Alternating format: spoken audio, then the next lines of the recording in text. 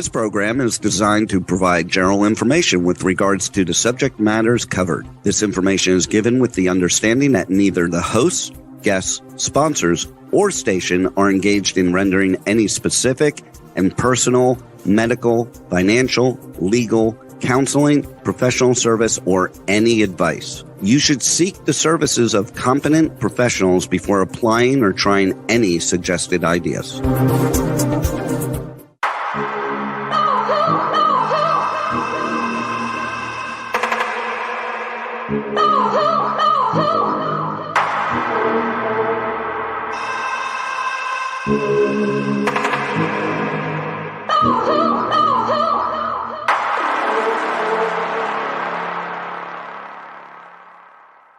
Good morning, truth seekers and true crime junkies. Welcome back to another episode of Hit the Road, Jack, Finding the Zodiac. This last week, I had been tasked in a case to look at handwriting and some reports involved in a murder case that happened in 1996. The accused, or should I say the convicted, has been in prison for more than 27 years at this point. And so far as I can tell, based on the evidence that I've reviewed, there is obviously some contention there as to whether or not he was framed. We are going to be talking about some of these cases as we go through the rest of this presentation. We talked about it with the Bill Hirons and the lipstick cases, where he was wrongly convicted and he was the longest standing prisoner in the United States at the time, having been in prison from the time he was 17 until I want to say about 82, 83 years of age when he died institutionalized. In that research, I did actually find, and I'll throw up this presentation here, everybody can get kind of a look at this. It indicated about 24% of homicide exonerees falsely confessed to crimes they did not commit. And so when we start to talk about these and people think, oh, nobody would ever, confess to a crime they didn't commit. We've got Henry Lee Lucas and O'Toole. We're going to be discussing some of these people who absolutely did just for the attention. But in this particular case, we're talking about those that were falsely led into a confession by the police. And so in that research, I was shot over, and I'm not even sure where it came from, but it indicated that trying to get people to understand this happens is an uphill battle, so that we need more investigations like this one from WBEZ-FM 91 with that education. And literally they're showing that this interrogation video shows how Waukegan police led a teen into a false confession. And the irony of this is that when I got this shot over, of course, talking and discussing these cases, including the lipstick case, is out of Chicago, Illinois, where this particular teenager had falsely confessed to a crime he did not commit. So I want everybody to be made aware that even though we have excellent training these days for law enforcement, there are still individuals who will walk somebody right into a confession for a crime that they obviously didn't or couldn't have committed. Let's get over here to some of the last week's stuff. I just wanted to follow up real quick on one of the things I failed to mention in the Orange Act solve that was mentioned by Cameron Poland, the spokeswoman for FBI San Francisco office, is a report that is done by the Chronicle. The Chronicle is still spreading the disinformation about Arthur Lee Allen. I wanted to read this section to you because it's just kind of a little bit of an irony. Oranchak is actually involved in the hunt for the Zodiac, and one of two suspects he has listed on there is Ross Sullivan. We're going to climb over there in a second. But so we have the Chronicle that is backing Oranchak solve. The name most commonly put forth as the man likely to be the Zodiac is convicted child molester and Navy veteran Arthur Lee Allen of Vallejo. Everybody just take a second to think about what that just said. The most commonly put forth as the man likely to be the Zodiac is convicted child molester and Navy veteran Arthur Lee Allen of Vallejo. Now, we clearly know that they had absolutely nothing on him. They did 3 raids. They looked at his handwriting. They did his DNA. They did his palm prints, his fingerprints. They did everything. I mean, this man was literally cleared by every means from law enforcement, yet we still have almost 30 years later the likes of the Chronicle, who is out there stabbing at this man one more time. Now, it continues to say, despite scores of theories by amateur sleuths about suspects, many in books and communications sent to the Chronicle for decades, Allen is the only suspect ever named by investigators, which we can clearly see is also highly untrue, because we did have the investigation that was being completed by the FBI on Jack Terrence, and he was the likely suspect from 2000 until 2000, well, and still currently still a likely suspect, up until the point in which Dennis passed away and the agents from the FBI had retired. They had been actively working on the evidence that Dennis had been bringing in, or any of the reports that I have completed in this case. Now, hopping over, I did have just a small blurb, because I didn't actually rule out Ross Mercer, Stephen Sullivan back in my fake suspect list that we covered all of the different suspects that are out there on these authorities' websites. But I just wanted to give you a little background on him. He died September 29th, 1977 at age 36. This literally excludes him as a possible suspect as the Zodiac, since the Zodiac clearly wrote to I want to say it was Sacramento, the Sacramento letter in 1986, well past the time that Ross had passed away. Also, he was 6'2", 250 pounds. He's at the higher end if you combined all the different witness statements and the variables in between. This was a very big guy with no military background, and that was per the hunt for the Zodiac, which is why they're trying to bifurcate literally the military connection to the Zodiac, because it doesn't fit their suspects, because their suspects were not in the military. So I did have somebody named Mr. X come in, and he said he thought he would respond. He has a master in forensics, and as far as matches, I meant document examination, strokes, all the things they do. I don't think when you create an alphabet that would be effective in doing so. As far as what I meant exactly, I would talk privately. There is too much to write here. You don't understand what I mean about an alphabet. I want to explain, because obviously you don't get it. Well, Mr. X, I do get it. And posting these on YouTube and then taking them down before I have an opportunity to actually respond to them isn't doing anybody any justice. As far as an alphabet is concerned, we have only one alphabet in the English language, and it's lettered A through Z. So they didn't create a new alphabet. They might have created a new writing style, which really is just an attempt to disguise handwriting, such as copybook, like we see in the Belli letter. But we literally do not see a completely different alphabet that is being employed here.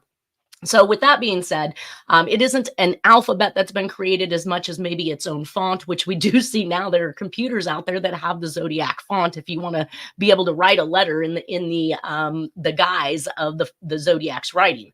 But that is to create a style of writing or a font, not necessarily an alphabet.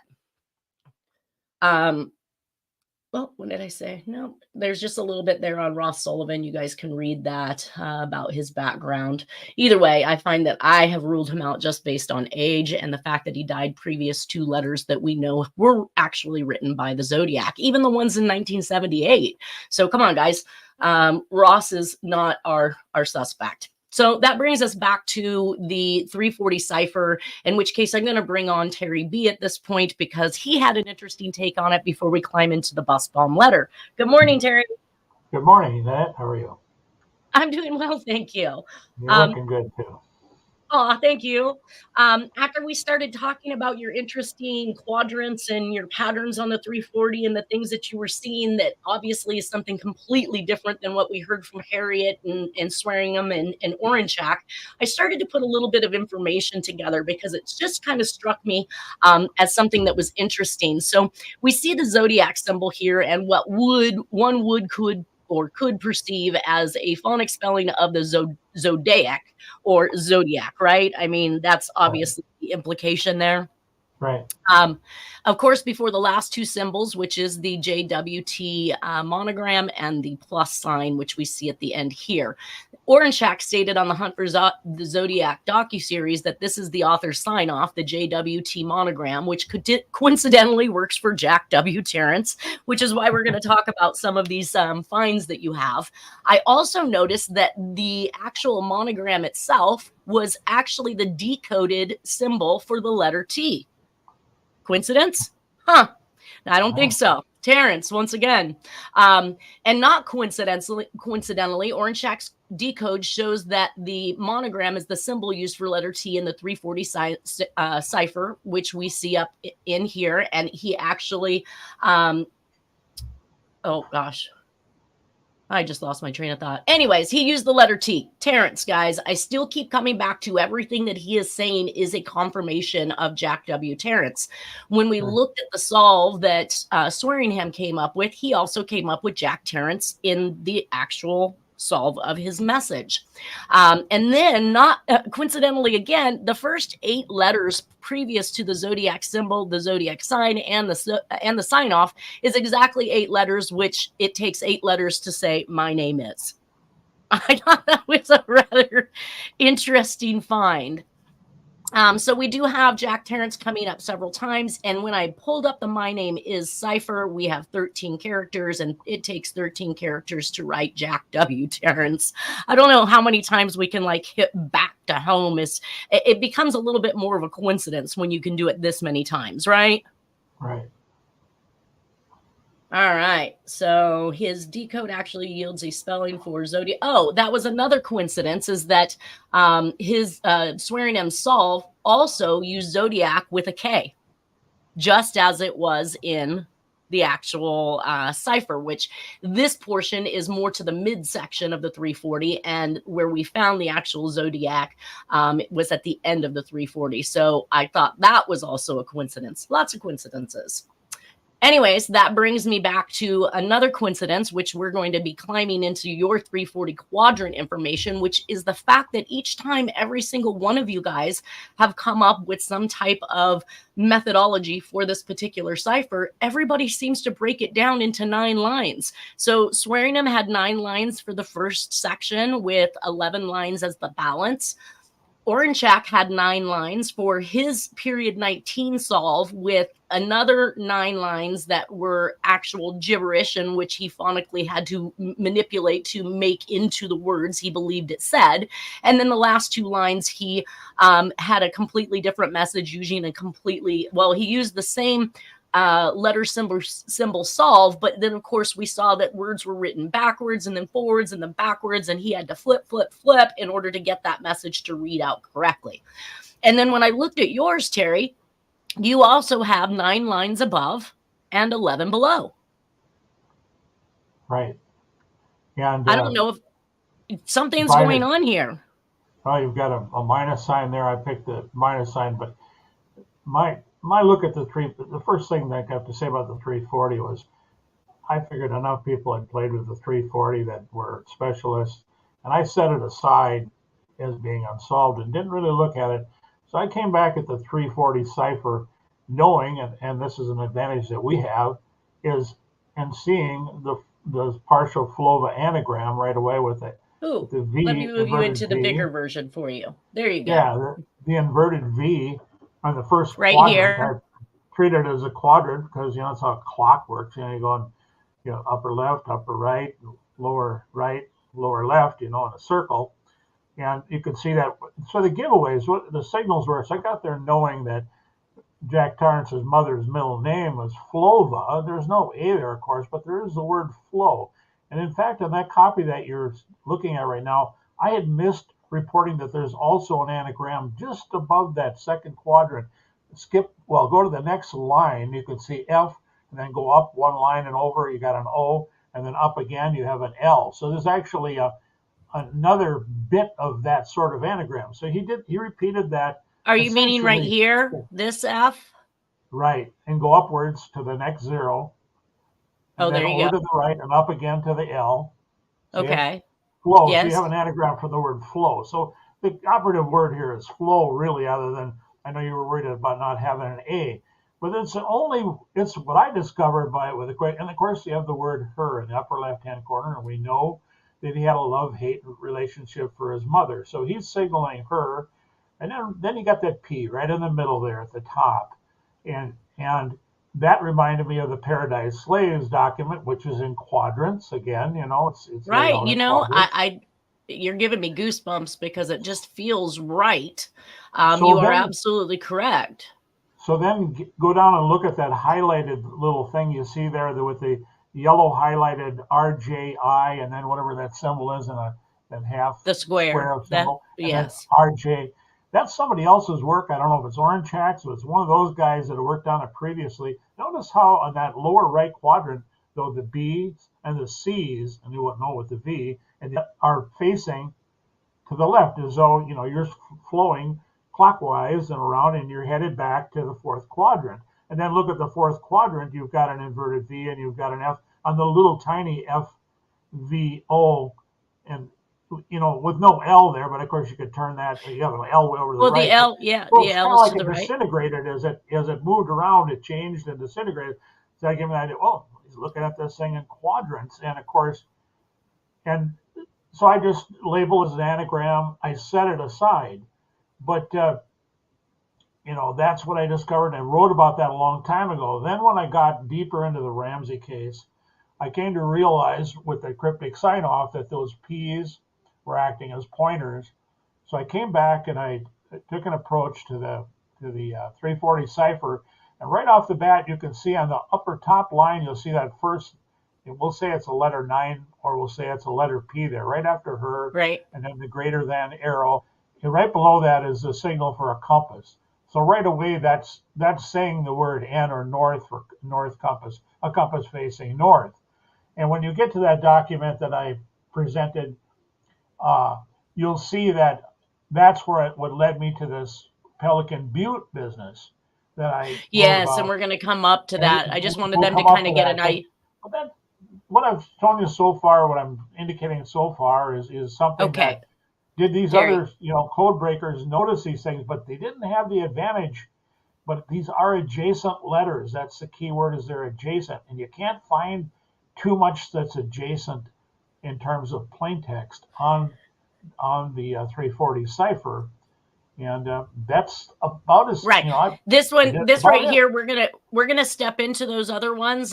This was more or less for me to show them how you came about bisecting this particular message into the quadrants using the notion of the Paradise Slaves, which also had quadrants in those sections, and P being the dead center of it, as is seen up here. Now you can also, I think you did this one earlier down here, which that V, while you found the less than sign there, but there was a V, obviously the inverted V that you found up here in this top one that was also located here in that particular area next to an F and an LO as well. You also had brought this one up, which is again another Flova style symbol, I guess, if you will, right? Right, but that was somebody else's idea on Dennis Kaufman's old board that I just parroted. I think Harriet. Yeah, I think Harriet might have been the one. I think other people were talking about that, and they were speculating that perhaps that was a signal to Flova. And so I just copied their work and put it there and said, is this it or isn't? Be your own judge for yourself. Now, you can see on the upper left-hand corner there, you have a portion of the Ramsey murder note. And structure is everything with this guy. On the morning of the crime, family friend Fleet White was talking about the structure of the Ramsey murder note. I call it the murder note because it never was a kidnapping note or a ransom note. But and of course, Patsy Ramsey was like, what is he talking about? What's he talking about structure? And I thought that was a quite interesting observation by Fleet White at that time. But you can see that, follow is almost like, is he saying full law, or, so you can see it's pretty easy to see an anagram being hinted at in a sense, but follow is a key word with him because you can find it way back on the gasoline soaked letter from the Black Dahlia murder. So it's right there on your right. And if you look very closely and you had a blown up version of it, you can see that W has been, I like that word bifurcated. I'm going to say it's been split into two sections. There's actually a V and a W, all part of the W. So it's historic for Jack W. Torrance, John W. Torrance, a.k.a. Jack Torrance, a.k.a. Zodiac Jack, to be doing these things, a.k.a. JW, So, right. yeah. And So on this note as well, it had crisscrossed on the backside of the envelope. Sorry, no cipher in from the top left moving with a decline to the bottom right, and then again, sorry, no cipher that began at the bottom left and inclined to the top right, as if there was some type of diagonal inclination or suggestion there for possibly how to look at the 340. And again, that would be looking at it in quadrants. I have a quick question for you. How should we describe this funny looking symbol here with the F and whatever it is, so that as we move forward on our discussion here, you and I are talking about the same item? Because I've never given this thing a name. It's just kind of Okay, there. well, the FBI indicated to me that it was a stamp. It was a stamped symbol on steel. And we know that Jack worked for U.S. Steel. So as far as I know, that's the only thing that it has been related to. But others have said that it reminded them of Mount Diablo. Others have stated, like you said, that it had the makings of Flova. People have mixed and matched. In the shape of a pelican, which threw me when I read that. So this is the shape of a pelican? Well, that's what they're saying. Now, I don't see it, or I don't quite get it. I'll say that quite honestly. But there are people that wrote about it kind of extensively. I don't know if it was a California magazine. I don't know if I ever got a copy of that article to you. But I'm going like, how do you see a pelican there?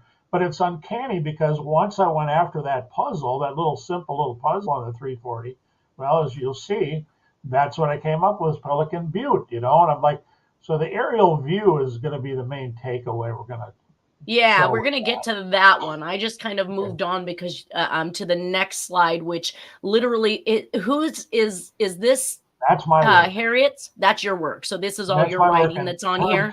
The other junk on there, Herb Kane, upper left, not mine. Well, it's just a copy that I had that I worked with.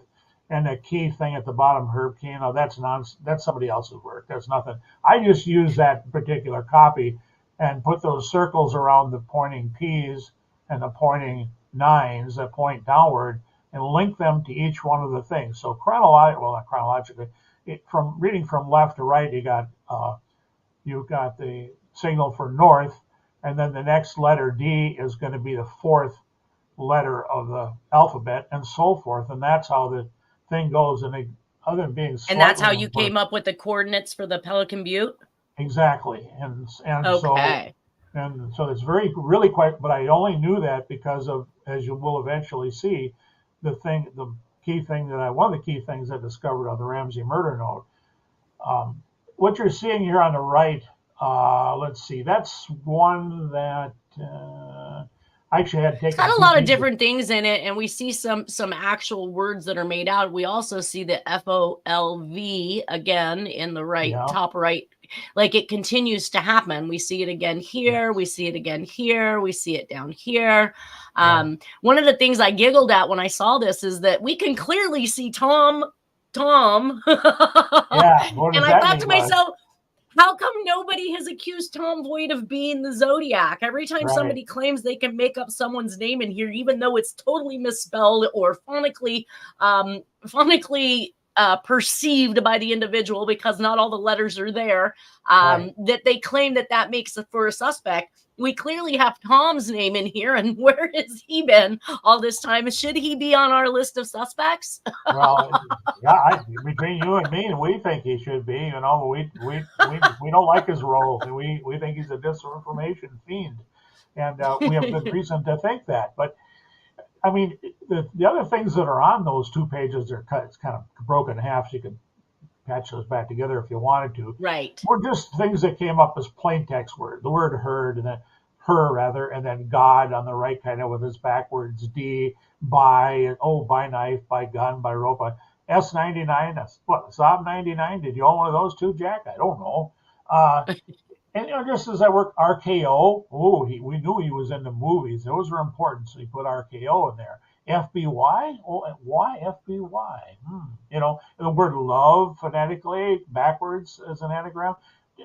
Tom McCann as we're working downwards. So, and the word of, and of course, in the very bottom one looks like it's a phonetic version of somewhat of Zodiac. So and there's an Right. old boy at the, so yeah, those are some of the looks misspelled, and those are some of the obvious things. So that's my approach to this stuff. What can we take away that's plain and obvious, and does it have merit? Does it support itself in terms of merit? That's what I look for.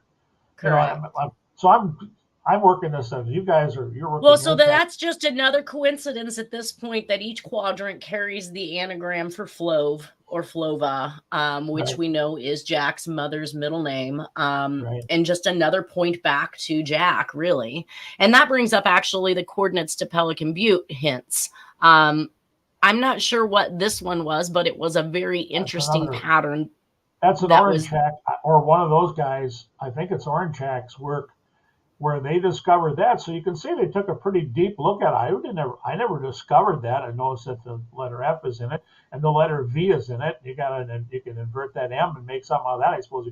But notice that the symbols are interesting, but that's somebody else had discovered that, where they've studied this thing apparently greatly in depth, but they seem to miss the flow anagram, the flow of anagrams. But basically all of these P's with some decoding has led you to what is referred to as Pelican Butte. Pelican Butte in northern Oregon, right? And the raw numbers, I sent them on a recent thing. When I worked at it, it was straightforward. It seems to me there was no fudge factor involved in working that little puzzle. It was a simple puzzle. And I have to credit Harriet. There was a little bit of, at some point she had said something about that being symbol representing a compass, which was a good trigger for me because it had me look at that first N, indication of N. So we're looking at it, and those are decimal coordinates, not to be confused with the old time minutes and seconds type of coordinates that relied on a clock. Decimal is more of a military description, or something that I was going to say some of the map people you can use the decimal description versus having to say minutes and seconds. It comes out to be the same place, but they're not the same numbers that are going to be shown. But yeah, that's Orange Hacks or somebody else. I thought, well, that's pretty marvelous that he found that. And then he found, so it's definitely got some patterns going on there, and more than one person. Yeah. And you can lay that one right over it. So why wouldn't it draw you in to really, what I learned is with a lot of stuff, and kind of the hard way after, was that I came to realize that my shortcoming was I was making this stuff way more difficult than it needed to be. And that's too deep. Something you and I will talk about in the future, but we'll stay on track today so that I don't digress. Right. And that brings us to the glorious bus bomb letter, which really set law enforcement on fire, because now they are running around trying to protect buses that they believe are going to be blown up by the Zodiac. And that was Dennis. That was a part of the thing that came out of the Dirty Harry movie. So there's a lot. Dirty Harry's movie was heavily. But when did Dirty Harry come out? Later, right? Slightly later, into the early 70s, and there's a lot of things that. Okay, so literally, this is the Zodiac, and Dirty Harry was fashioned after the Zodiac. So we're going to stick with the Zodiac right now. In Dennis's book, he indicates November 9th, 1969, Zodiac sent a letter to the San Francisco Chronicle saying that he will no longer announce to anyone when he kills, and will make his killings look like accidents, suicides, a few fake robbery killings, etc. So that letter is the bus bomb letter. It is a 6-page letter received November 9th of 1969. It was mailed to the San Francisco Chronicle. It says, please rush to editor. The backside of the envelope also said, please rush to the editor. I wanted to bring out one very important thing is when you're going into the FBI FOIA files and the archives and you're looking up these cases, you're going to get images like this one right here in the center.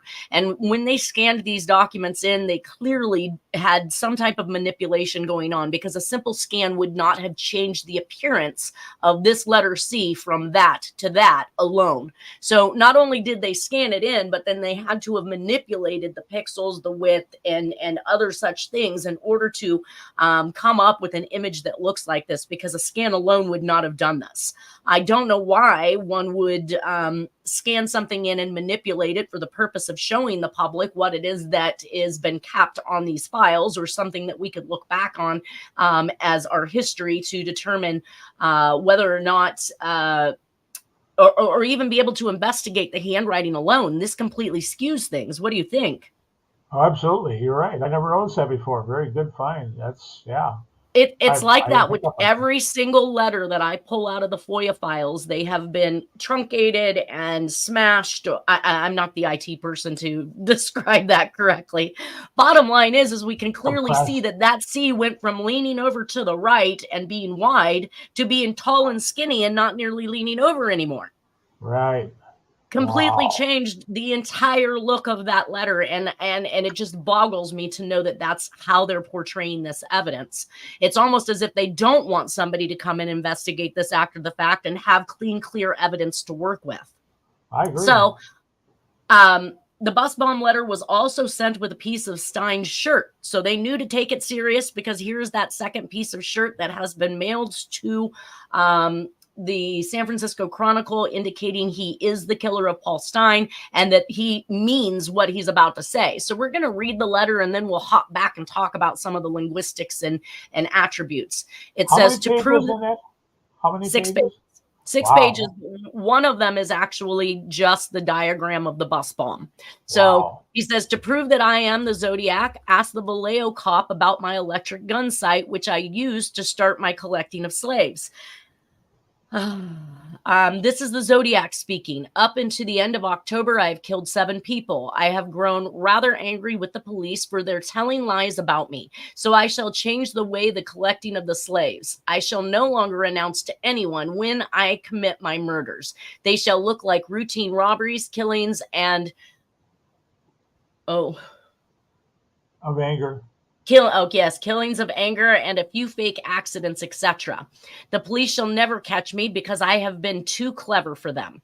Number 1, I look like the description passed out only when I do my thing. The rest of the time, I look entirely different. I shall not tell you what my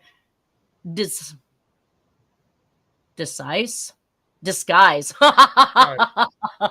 I obviously can't read misspelled words, but that's supposed to be disguise consists of when I kill.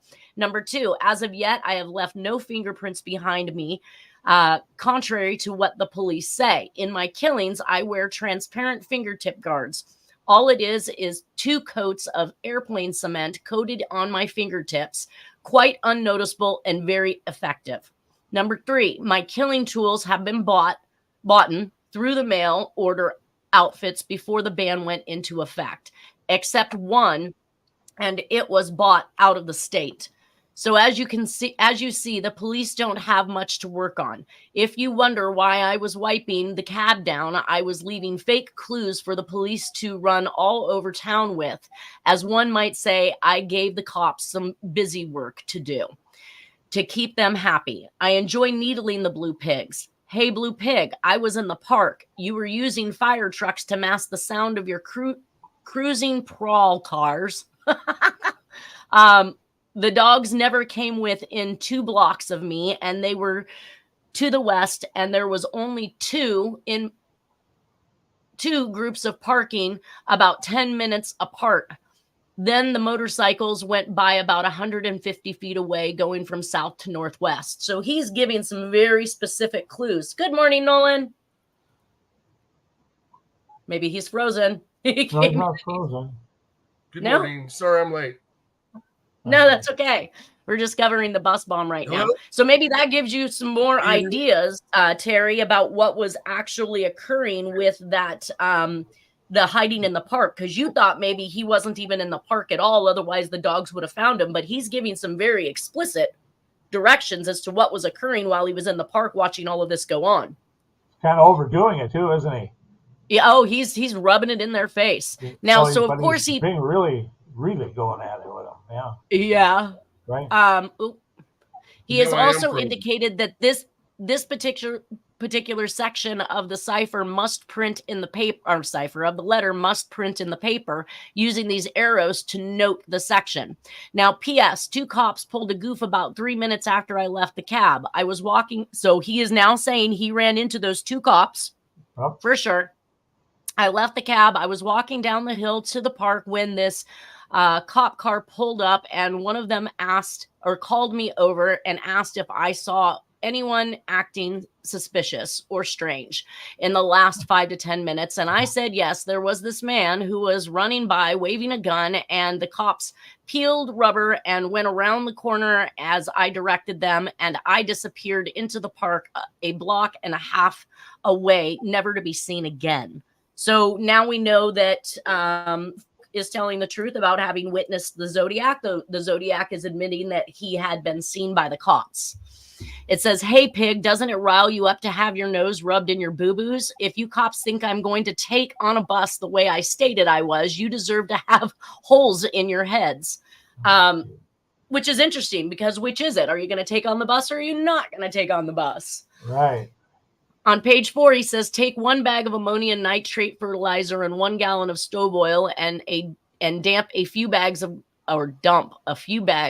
of gravel on top, and then set the shit off, and will positively ventilate anything that should be in the way of the blast. The death machine is already made. I would have sent you pictures, but you would be nasty enough to trace them back to the developer and then to me. So look, he even understands what they can do as far as tracing pictures are concerned. This person is well versed in the tactics of law enforcement. Absolutely. Let's see. The nice part of it is all the parts can be bought on the open market with no questions asked. What's that? Going. Oh, I thought you were, if you could hear me. Oh, yes. Number 1, BAT, B-A-T, power, P-O-W, clock will run for approximately 1 year. So he's stating that this battery-powered clock will be the detonator, basically, and will last for 1 year. 1 photoelectric switch, 2 copper leaf springs, 2 6-volt car bat. He says bat, and B-A-T is what is used for the word battery. And we're going to see this in the diagrams. 1 flashlight bulb and reflector, 1 mirror, 2 18-inch cardboard tubes, black with shoe polish inside and out. And then this is the actual diagram of that bus bomb, in which case he is indicating, as we can see here, 6-volt BAT, which is his version of battery. We see it twice here. It says bus goes by, car passes by, okay. So it is only in the line of something tall enough, such as a bus, a semi-truck, or otherwise. So realistically speaking, even though he says the cars can go by fine, he doesn't know that he's going to catch a bus with this. This could be a semi-truck or anything else that was large enough to pass by that might actually have this attack occur. But what I started to notice when I looked at these in comparison to Jack Terrence's his own actual diagrams or schematics that he made for engineering or for other electrical devices, is that he also used the word BAT for battery, which is consistent with what the Zodiac did. So again, we just have another one of those traits where how they even configure these diagrams, including these running arrows that we see all over the place. I'm going to show you some more of Jack's here in a second that contain that. So basically, what's that? Want to know something about that right-hand diagram? That's actually a drawing for, well, for example, the compressor on a refrigerator. That's a start and run circuit. That's why he redrew it, but that's, and of course that wouldn't use a battery because that's an AC device you're looking at. It's an alternating current thing that doesn't work on a battery. It can only work on alternating current. So it's interesting that you found that. Where was that found? This right here. Yeah. This is all in these that Jack had several of them. We're going to look at a few of them, but this is this note actually should be turned counterclockwise 1 turn, and we can see the starting and stopping point of the circle in which the junction is made. And we look over here, we see the stopping and starting in the same position for the Zodiac's bus bomb diagram. And then we have these wavy lines as if to indicate I'm thinking some type of a coil or a wire, but we also see that Jack is doing that. Yeah, we see that Jack is doing the winding of a motor.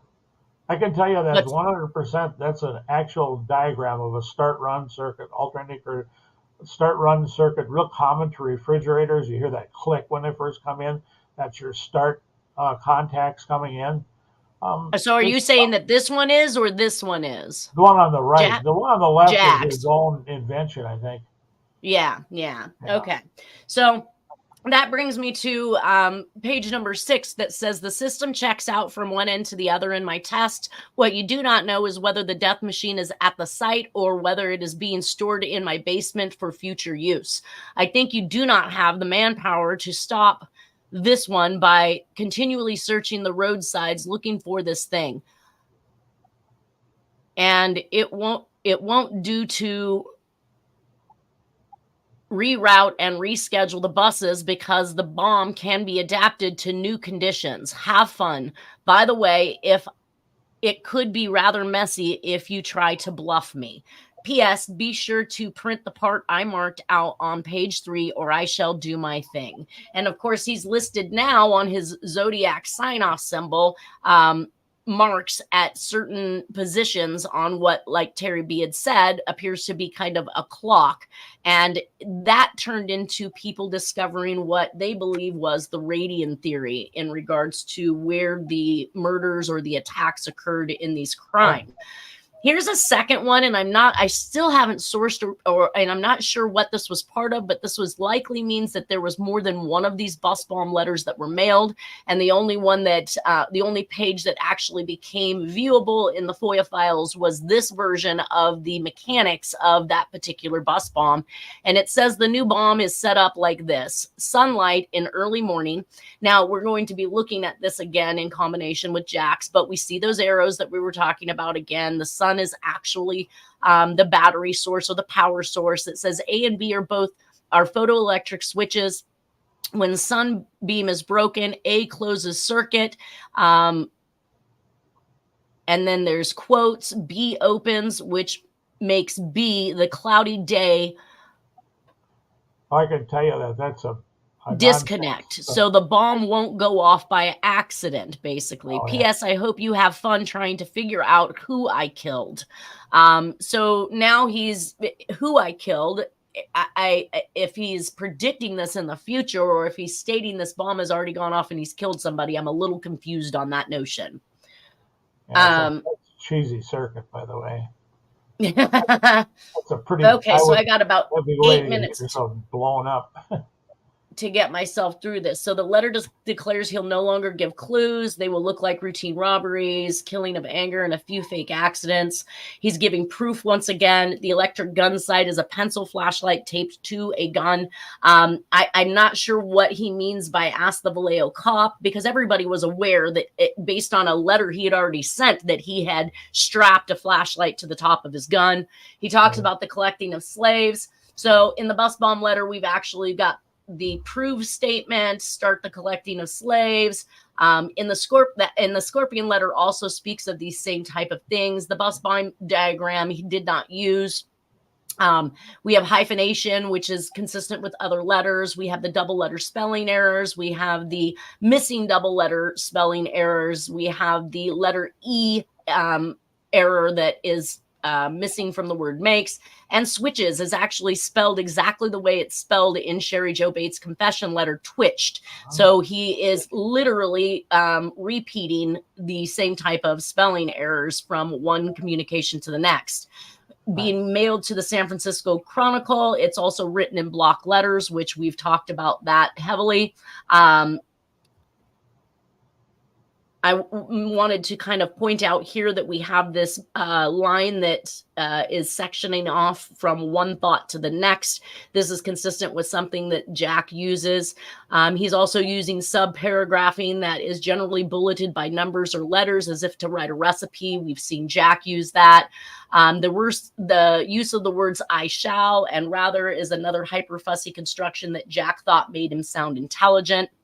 Writing the letter to let them know that he is angry for the lies they are being told about him, and his collecting of slaves is used in many letters. So the list is given of types of crimes he will be responsible for, but will no longer write about it. So again, splitting of the words, we've seen this in several of the communications. It continues through. So this is some of the identification points that shows that this is written by the same person who signed himself as the Zodiac. The police will not catch him because he has disguised his looks, fingerprints, and leaves fake clues per the Stein letter. Now, I thought that was interesting because we've talked a couple times about the fact that there are fake clues being left in these cases, which might tie one crime to the next one. So he's admitting that he's leaving fake clues for the police to find. Is that anything that you've come across or been aware of in either of your guys' research of these cases about these fake clues? Well, that's the Ramsey crime scene, for example, was a bunch of crazy nonsense was laid down at that crime scene. It's no. What I'm meaning is literally some type of, so like in Sherry Joe Bates, there's this watch that's left. They've now assumed that it's the killer's watch when it could be from the Swindles murder, and it could be Mr. Swindles' watch. So I'm talking about these fake clues that he's leaving that may lead them back to another patsy. That carries over or connects things. Absolutely. The murder watch thing that I sent you that was about the Black Dahlia case. It says set murder watch was the byline or headline of that particular dealing with the Black Dahlia case. So it's set murder watch. So yeah, he's redundant. He's very redundant, and he also just shows many times that he knows exactly how to spell. His spellings are 100% deliberate and intentional. Well, at this rate, he's definitely saying the killer is telling us that the police are wrong, just like D.B. Cooper does about the composite released by the FBI. He's taking the time to communicate his dismay that they are wrong, that that they're presenting the wrong evidence to the public, basically. And that is, to me, just a continuation of what he was doing as the Zodiac. And I'm sorry, Nolan, I cut you off. Go ahead, Nolan. Yeah. The Black Dahlia wasn't just one murder. It was several murders of young women in L.A. And a lot of those murders that happened on streets that were coordinated or coincided with locations in Chicago that go back to the murders in Chicago. Oh, yeah, correct. Right. Correct.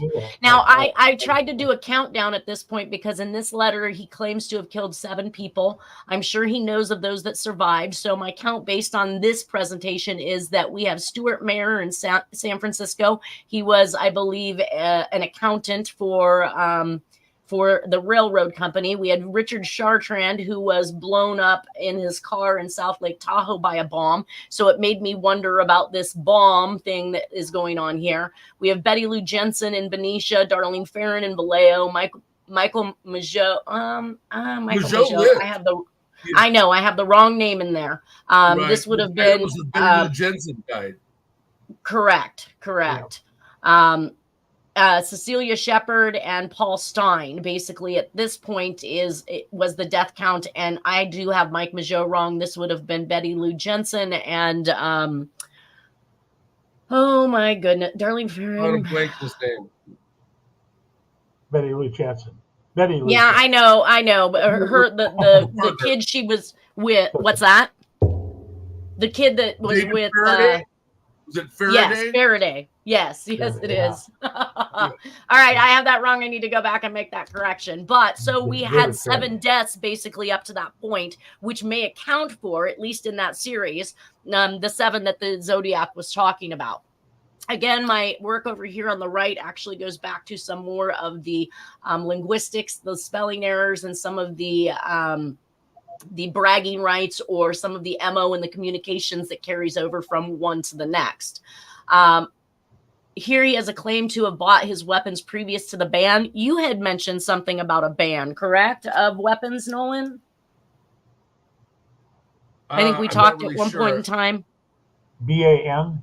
Well, I know that there was some heavy work going on at this point in time with banning guns, I want to say, or something to that effect during this time frame that the president was initiating talks in regards to a ban for that. I have less than a minute here. We'll see if I can run through this. Reverence to giving busy work. The fund statement calls the police blue pigs. We're going to see this continue on, and more information to prove he was there. He wants this printed in the paper, which again takes me back to he's writing so that he can get his message seen by many, many people. And for me, that was more important than even the act of killing. I wanted to get to some of these other diagrams that Jack had. Okay, so here we get into some of Jack's diagrams, and we see the arrows that are leading. We see the BAT that's used, and we see the sun referenced as the power source, just like we did in the Zodiac stuff. So we're seeing some identical traits that are occurring here from one diagram to the next. And it looks like I've actually ran out of time at this point. We will pick this back up next week and continue with the diagrams of Jack in comparison to those of the Zodiac. Thank you, Terry. Thank you, Nolan, for being here. Is there anything you guys would like to add really quick? Be careful. COVID's still out there. What's that? COVID's still out there. My mom has it right now. That's why I was late. Oh, no. Oh, no. All right, you guys. Well, everybody have a wonderful weekend, and we'll see you next week with the continuation of the diagrams. Take care. You too.